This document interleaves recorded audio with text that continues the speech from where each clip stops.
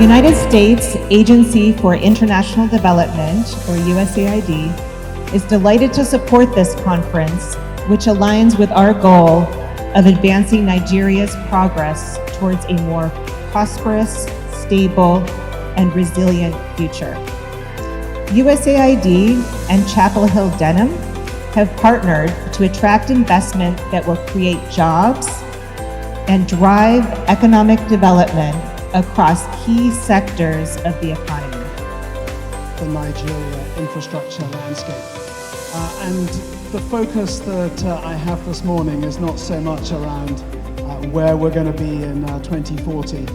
It's more about where we are in 2023 and what can be done to actually achieve some of the very large targets that Sarah, Balaji, and Kunle have given us. So how do we identify crowding $3 trillion worth of capital to meet these requirements over the course of the next 20 years?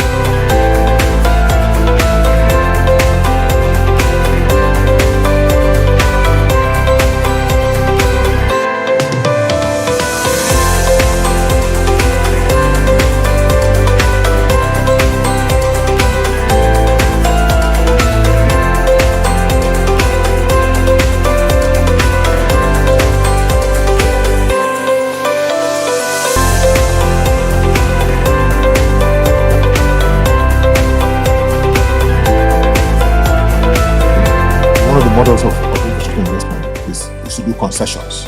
As you know, that's one of the things that opens up the sector in many countries. Where you concession the airports, or you concession the ports, or you concession XYZ.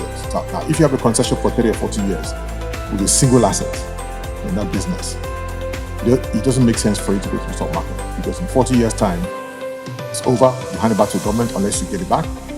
So unless you build a portfolio of assets that have both concessions as well as permanent investment assets, it's only at that point when you have a portfolio of assets and you can see cash flows that will continue beyond the concession that you can say, let me go and access the capital markets.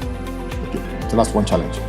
Going back to the point I mentioned from the chart from May 1, I think the slide that you had, Phil, when you showed the 3 types of investment assets, the very first one on the red was around the capital the equity you require for the development of projects to become bankable. That is the biggest challenge in infrastructure, no matter what type of investment you want to make, because you have to have some cash to do the work to make the project bankable. Okay, and sometimes, as you said, it can take anything from 1 year to 10 years to make a project bankable. Now, in that period, that's patient capital. There's no returns. Your return is when eventually the project is bankable and you can raise finance for it. You can roll the money you spent into it as equity, or you can sell it to a secondary buyer.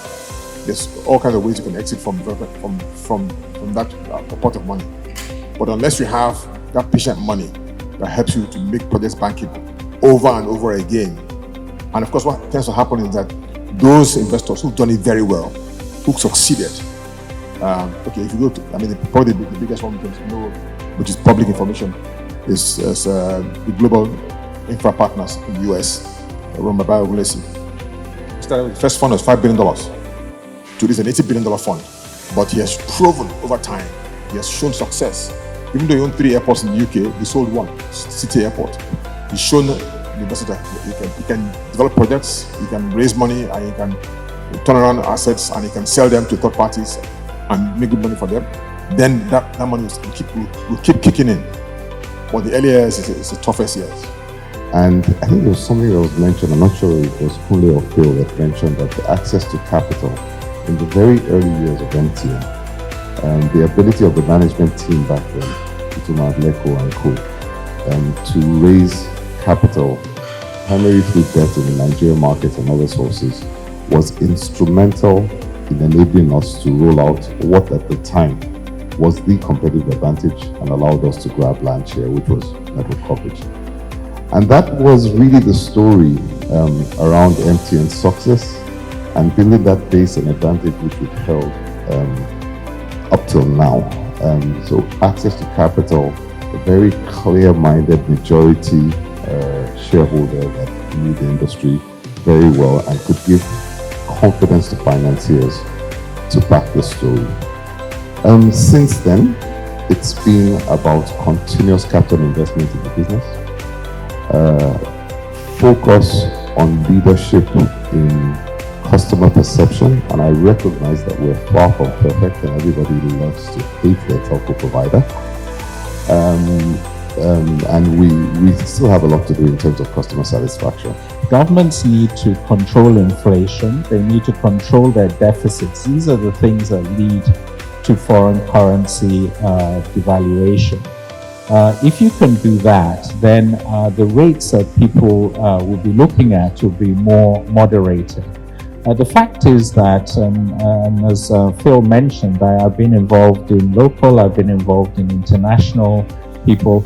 All the international DFIs and many of the private funders always look at how can we fund in local currency. And this is not something that is sort of strange to them or alien to them.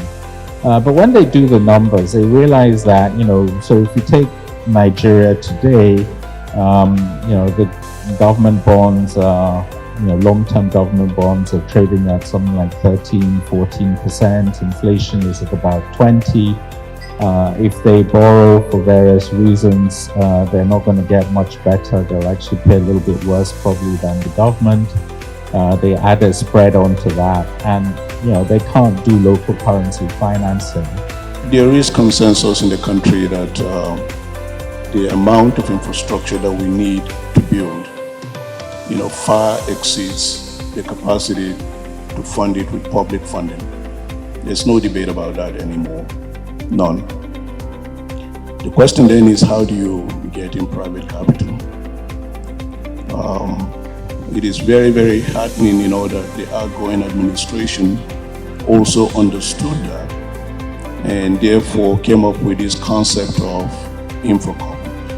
And in a nutshell, InfraCorp is truly the first largest initiative of the government to sort of plug the gap, in terms of the cash flow profile of infrastructure, operating infrastructure assets, which are all going to be in Naira largely, versus how we've generally procured infrastructure in this country, either by borrowing in dollars through government-to-government borrowings, or by trying to actually fund it privately with dollar or foreign denominated currency. That doesn't work. So the InfraCorp is anticipated to be a 15 trillion Naira fund, all obviously local funding, dedicated to the asset class of infrastructure. We've got 1 trillion. That is a huge amount of money, but really a drop in the bucket relative to what we need to do. So the journey starts now in raising the balance. Chapel Hill, Denham, USAID, Power Africa, and Prosper Africa would like to say a big thank you to all of you for being here today. The speakers